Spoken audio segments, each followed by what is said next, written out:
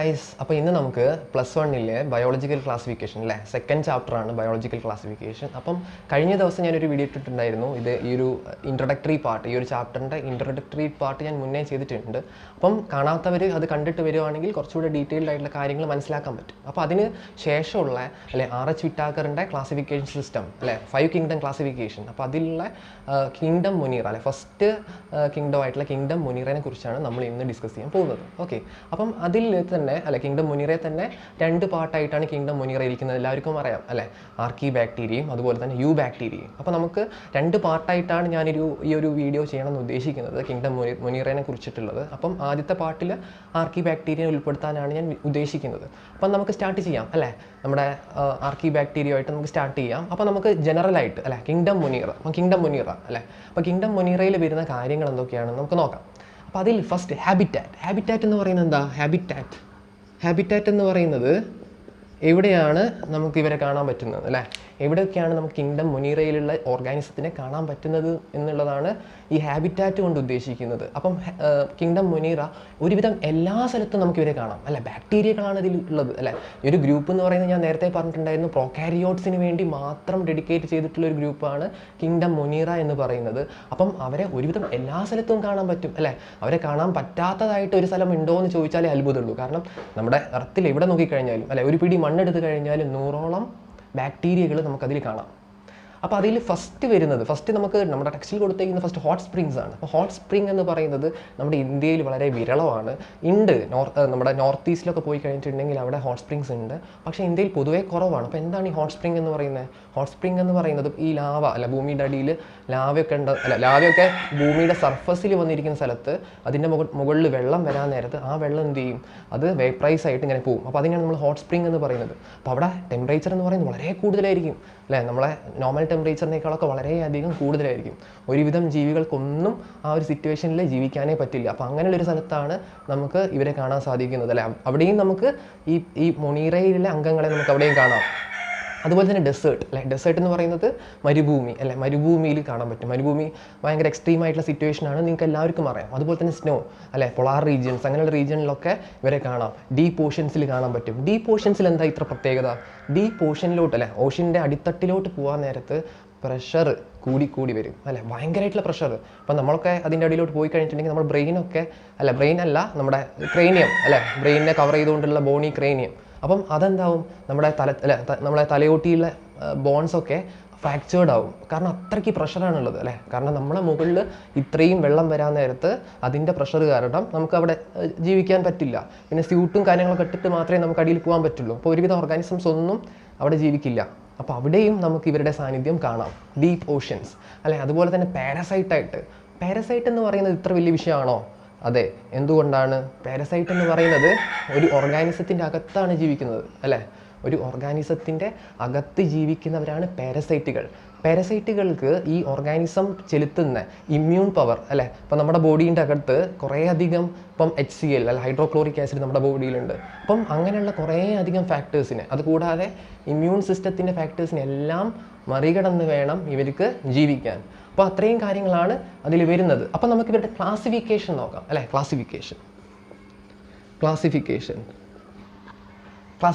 അല്ലെ, ക്ലാസിഫിക്കേഷൻ എന്ന് പറയുന്നത് നമ്മൾ തരംതിരിക്കുകയാണ് അല്ലേ, എന്തെങ്കിലും ഒരു ക്രൈറ്റീരിയ ബേസ് ചെയ്ത് നമ്മൾ തരംതിരിക്കുകയാണ്. അപ്പം അങ്ങനെയുള്ള ക്ലാസിഫിക്കേഷൻ അല്ലേ, നമ്മളിവിടെ ക്രൈറ്റീരിയ എന്ന് പറയുന്നത് ഷേപ്പാണ് കേട്ടോ, ഷേപ്പ്. അപ്പോൾ ഷേപ്പ് ബേസ് ചെയ്തിട്ടാണ് നമ്മൾ എന്ത് ചെയ്യുന്നത്, ക്ലാസിഫൈ ചെയ്യാൻ പോകുന്നത്. ആരെ? നമ്മുടെ മൊനീറയാണ് അല്ലേ. മൊനീറ ബാക്ടീരിയകളെ നമ്മൾ ക്ലാസിഫൈ ചെയ്യാൻ പോകുന്നു. അപ്പോൾ അതിലാദ്യം സ്ഫിയർ എന്ന് പറയുന്നത് നമുക്കറിയാം അല്ലേ, ബോൾ പോലുള്ള സാധനങ്ങളാണ് സ്ഫിയർ എന്ന് പറയുന്നത്.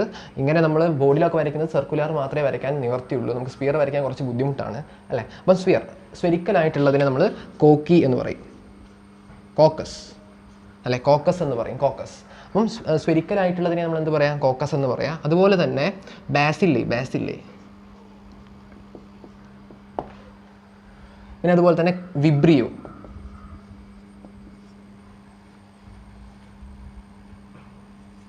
സ്പൈറില്ലം. അപ്പം അങ്ങനെ 4 എണ്ണം. അപ്പം സ്പൈറില്ലം എന്ന് പറയുന്നത് സ്പൈറൽ ഷേപ്പ്ഡാണ്. സ്പൈറൽ ഷേപ്പ് എന്ന് പറയുമ്പോൾ ഏകദേശം ഇങ്ങനെയൊക്കെ ഉള്ളൊരു ഷേപ്പാണ് സ്പൈറൽ ഷേപ്പ് എന്ന് പറയുന്നത് കേട്ടോ. അപ്പോൾ ഇതിനെ നമ്മൾ എന്ത് പറയുക, സ്പൈറിലം അല്ലേ, സ്പൈറൽ ഷേപ്പ് ആയിട്ടുള്ളവരെ നമ്മൾ സ്പൈറിലം എന്ന് പറയും. ബാസില്ലേ എന്ന് പറയുന്നത് റോഡ് ഷേപ്പാണ് അല്ലേ, റോഡ് എന്ന് പറയുന്നത് നമുക്കറിയാം അല്ലേ, ഒരു വടിദണ്ട് പോലെ ഉണ്ടാവും കാണാൻ. അപ്പം അതിനെ നമ്മൾ ബാസില്ലേ എന്ന് പറയാം. വിബ്രിയോ എന്ന് പറയുന്നത് കോമ ഷേപ്പാണ്, കോമ ഷേപ്പ്. അപ്പോൾ നമുക്ക് എളുപ്പത്തിൽ നമുക്ക് മനസ്സിലാക്കാൻ പറ്റും അല്ലേ, ഷേപ്പ് ബേസ് ചെയ്തിട്ടുള്ള ക്ലാസിഫിക്കേഷനാണ്. അതിൽ ആദ്യം കോക്കസ് എന്ന് പറയുന്നത് സ്ഫെരിക്കലാണ്, ബാസിൽ എന്ന് പറയുന്നത് റോഡ് ഷേപ്ഡ് ആണ്, അതുപോലെ തന്നെ വിബ്രിയോ എന്ന് പറയും കോമ ഷേപ്പ്, പിന്നെ സ്പൈറിൽ എന്ന് പറയുന്നത് റോഡ് ഷേപ്പ്. അങ്ങനെ 4 ക്ലാസിഫിക്കേഷനാണ് നമുക്ക് മൊണീറയിലുള്ളത് അല്ലേ. ഇവരുടെ സ്ട്രക്ചർ എന്ന് പറയുന്നത് വളരെ സിമ്പിളാണ് അല്ലേ, കാരണം ഒറ്റ സെല്ല് മാത്രമേ ഇവർക്കുള്ളൂ. അത് വളരെ എന്താ പറയുക, വളരെ സിമ്പിളായിട്ടുള്ള സ്ട്രക്ചറാണ് ഇവർക്കുള്ളത്. പക്ഷേ ഇവരുടെ ഒരു ബിഹേവിയർ എന്ന് പറയുന്നത് സ്ട്രക്ചർ പോലെയൊന്നുമല്ല, ഇച്ചിരി കോംപ്ലക്സ് ആണ് അല്ലേ. കോംപ്ലക്സ് എന്ന് പറഞ്ഞാൽ വളരെ ഒരു എന്താ പറയുക, നമുക്ക് പിടുത്തം കിട്ടില്ല. അപ്പം മെയിൻ കാരണം എന്ന് പറയുന്നത് അത്രയും ഡൈവേഴ്സാണ് ഇവർ അല്ലേ, അത്രയും ഡൈവേഴ്സാണ്. ഇനി ഏറ്റവും കൂടുതൽ ഇവർക്ക് ഡൈവേഴ്സിറ്റി എന്ന് പറയുന്നത് ഇവരുടെ മെറ്റബോളിക് അല്ലേ, അതായത് മെറ്റബോളിക് റിയാക്ഷൻസും അങ്ങനെയുള്ള കാര്യങ്ങളൊക്കെ വളരെയധികം ഡൈവേഴ്സാണ് അല്ലേ. നമുക്ക് കുറേയൊക്കെ നമുക്ക് അവരെക്കുറിച്ച് അറിയില്ല എന്ന് വേണം കരുതാൻ അല്ലേ. അപ്പം ഡൈവേഴ്സിറ്റി അല്ലെ, മെറ്റബോളിക് ഡൈവേഴ്സിറ്റി അത് വളരെ ഒരു ഇമ്പോർട്ടൻറ്റ് പോയിന്റ് ആണ്. അപ്പം നീറ്റിനൊക്കെ ആണെങ്കിലും ആ ഒരു പോയിന്റ് നമ്മൾ ഓർത്തിരിക്കുന്നത് വളരെ നല്ലതായിരിക്കും. കാരണം നമ്മളത് അധികം ഓർക്കാൻ ചാൻസ് ഇല്ലാത്തൊരു സംഭവമാണ് ഈ മെറ്റബോളിക് ഡൈവേഴ്സിറ്റി. അപ്പം ഏറ്റവും കൂടുതൽ മെറ്റബോളിക് ഡൈവേഴ്സിറ്റി ഓർഗാനിസത്തിൽ കാണിക്കുന്ന വിഭാഗമാണ് ആര്, ഈ പറയുന്ന മൊണീറ. മെറ്റബോളിസം എന്ന് പറയുന്നത് നമുക്കറിയാലോ, നമ്മുടെ ബോഡിയിൽ നടക്കുന്ന sum total of all reactions. നമ്മുടെ ബോഡി മീൻസ് നമ്മുടെ ബാക്ടീരിയ ബോഡി, ആരുടെ ബോഡി ആണെങ്കിൽ മെറ്റബോളിസം എന്ന് പറയുന്നത് it includes anabolism as well as catabolism അല്ലെ, നമ്മുടെ ബിൽഡിംഗ് അപ്പ് അതുപോലെ തന്നെ ബ്രേക്കിംഗ് ഡൗൺ. അപ്പോൾ അത് ഡീറ്റെയിൽഡ് ആയിട്ട് അതിനുള്ള ക്ലാസ്സൊക്കെ ഞാൻ പറഞ്ഞു തരാം വേറൊരു ദിവസം, ബാക്കിയുള്ള കാര്യങ്ങളോട്ട് പോവാം അല്ലേ. അപ്പോൾ ഇത്രയും കാര്യങ്ങൾ ആണ് നമ്മൾ ഇൻട്രൊഡക്ടറി പാർട്ടിൽ പറയുന്നത് കിങ്ഡം മൊണീറയെ കുറിച്ച്. ഇനി നമുക്ക് അതിൽ ഫസ്റ്റ് ആയിട്ടുള്ള ആർക്കീബാക്ടീരിയനെ കുറിച്ച് നോക്കാം അല്ലേ. ആർക്കീബാക്ടീരിയ, അപ്പോൾ ആർക്കീബാക്ടീരിയയും യൂബാക്ടീരിയയും അങ്ങനെ 2 ആയിട്ടാണ് നമ്മൾ ക്ലാസിഫൈ ചെയ്യുന്നത്. ആരെ, നമ്മുടെ കിങ്ഡം മൊണീറയെ. അതിൽ ഫസ്റ്റ് വരുന്നതാണ് ആർക്കീബാക്ടീരിയ. ആർക്കീബാക്ടീരിയ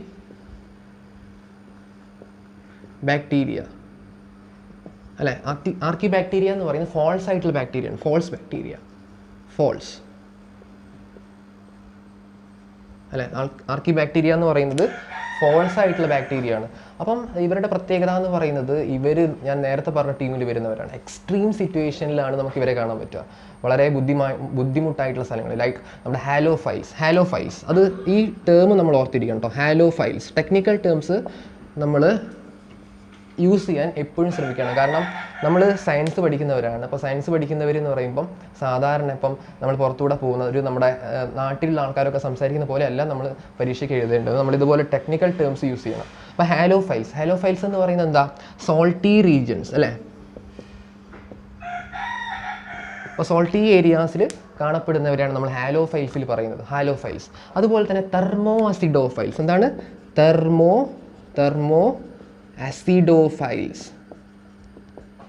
അപ്പം എന്താ നമ്മൾ പറഞ്ഞത്, ഹാലോഫൈൽസ് അതുപോലെ തന്നെ തെർമോ അസിഡോഫൈൽസ്.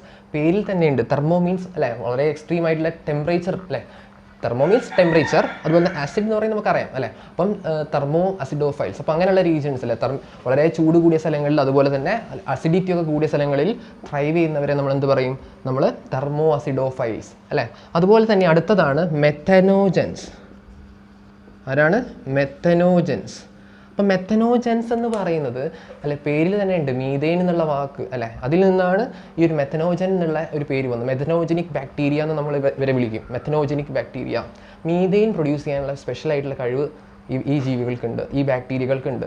ഇവരെ കാണുന്നത് നമ്മുടെ റുമിനൻ്റ് ഓർഗാനിസംസ് എന്ന് പറയുമ്പോൾ കാറ്റിൽ അല്ലെ, പശു, പിന്നെ ബഫല്ലോ. അപ്പോൾ അങ്ങനെയുള്ള ഓർഗാനിസത്തിൻ്റെ GI ട്രാക്ട് അല്ലെ, ഗ്യാസ്ട്രോ ഇൻഡസ്ട്രൈനൽ ട്രാക്ട്, അതായത് അവരുടെ കുടലിലും വയറിലും അല്ലെ, മെയിൻലി കുടലിലാണ് അല്ലെ. അപ്പോൾ അങ്ങനെയുള്ള സ്ഥലത്ത് ഇൻഡസ്ട്രൈനിലൊക്കെയാണ് നമ്മൾ ഈ മെത്തനോജനിക് ബാക്ടീരിയനെ കാണുന്നത്. അപ്പോൾ മെത്തനോജനിക് ബാക്ടീരിയയുടെ ഫംഗ്ഷൻ എന്ന് പറയുന്നത് എന്താ, ഫംഗ്ഷൻ നമുക്ക് ആവശ്യമായിട്ടുള്ള ഫംഗ്ഷൻ നമുക്ക് നോക്കാം. നമുക്ക് ആവശ്യമായിട്ടുള്ള ഫംഗ്ഷൻ നമ്മുടെ ബയോഗ്യാസ് പ്ലാന്റിൽ നമ്മൾ ഈ ചാണകവെള്ളം അല്ലെ കലക്കി ഒഴുകി എന്തിനു വേണ്ടിയിട്ടാണെന്നറിയോ, അത് ഈ മെത്തനോജനിക് ബാക്ടീരിയ കൗഡങ്കിൽ ധാരാളമായിട്ടുണ്ടാവും. അപ്പം ആ കൗഡങ് നമ്മൾ ഈ ബയോഗ്യാസ് പ്ലാന്റിലിട്ട് കഴിയുമ്പം നമുക്ക് മീഥെയിൻ ഗ്യാസ് ഒബ്റ്റെയിൻ ചെയ്യും. മനസ്സിലായോ? കാരണം അത് മീഥെയിൻ ഉണ്ടാക്കാനുള്ള കഴിവുണ്ട് അല്ലേ. നമ്മൾ ഈ കമ്പോസ്റ്റൊക്കെ ഇട്ട് കൊടുക്കുമ്പം ആ കമ്പോസ്റ്റിലുള്ള സാധനങ്ങളൊക്കെ ഡീഗ്രേഡ് ചെയ്തിട്ട് അതിൽ നിന്നും മീഥെയിൻ ഗ്യാസ് പ്രൊഡ്യൂസ് ചെയ്യാനുള്ള കഴിവുള്ളവരാണ് മെത്തനോജൻസ്. അപ്പോൾ ആ മീഥെയിൻ നമ്മൾ കുക്കിങ്ങിന് വേണ്ടിയിട്ടല്ല, തീ കത്തിക്കാൻ വേണ്ടി നമുക്ക് യൂസ് ചെയ്യാം. അപ്പോൾ അതാണ് മെത്തനോജനിക് ബാക്ടീരിയ.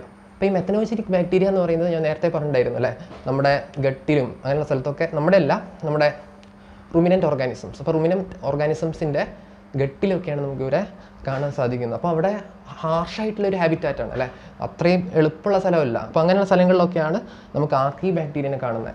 അപ്പം ആർക്കീബാക്ടീരിയനെ കൂടുതലായിട്ട് കാണുന്നത് ഹാലോഫൈൽസ്, തെർമോസിഡോഫൈൽസ്, അതുപോലെ തന്നെ അല്ലേ 3 ടൈപ്പാണ് അല്ലേ. ഹാലോഫൈൽസ് സോൾട്ടി ഏരിയാസിൽ കാണുന്നത് നമ്മൾ ഹാലോഫൈൽസ് എന്ന് വിളിക്കും. പിന്നെ വളരെ ഡീപ്പ് തെർമൽ വെൻസ് അല്ലെ, വളരെ ചൂടുള്ള സ്ഥലങ്ങളിലൊക്കെ കാണുന്നതന്നെ തെർമോ അസിഡോഫൈൽസ് എന്ന് വിളിക്കും. മെത്തനോജൻസ് എന്ന് പറയുന്നത് നമ്മുടെ റുമിനൻ്റ് ഓർഗാനിസത്തിൻ്റെ ഗട്ടിൽ കാണുന്നവരെ അങ്ങനെയും വിളിക്കും. അപ്പം ഈ പറയുന്നവരെല്ലാം തന്നെ വളരെ അല്ലേ ഈ ബുദ്ധിമുട്ട് നിറഞ്ഞ സ്ഥലങ്ങളിൽ ജീവിക്കാൻ കഴിവുള്ളവരാണ്. അതിന് കാരണമുണ്ട്. എന്താണ് അതിന് കാരണം? കാരണം അവരുടെ സെൽ വാൾ എന്ന് പറയുന്നത് കുറച്ച് ഡിഫറെൻ്റ് ആണ് അല്ലേ. ഇങ്ങനെയുള്ള സിറ്റുവേഷനൊക്കെ തരണം ചെയ്യാനുള്ള ഒരു കഴിവുള്ള സെൽ വാളാണ് ഈ ജീവികൾക്ക് ഉള്ളത് അല്ലെ, ഈ ബാക്ടീരിയക്ക് ഉള്ളത്. അപ്പം അതുകൊണ്ട് അവർക്ക് എന്ത് ചെയ്യാം, ഇങ്ങനെയുള്ള സിറ്റുവേഷനൊക്കെ പൊരുതി മുന്നോട്ട് പോകാനുള്ള കഴിവുണ്ട്. നമുക്ക് കിങ്ഡം മൊനീറയെ കുറിച്ച് ഫസ്റ്റ് തൊട്ട് ഒന്നുകൂടെ ഒന്ന് റീക്യാപ്പ് ചെയ്യാം.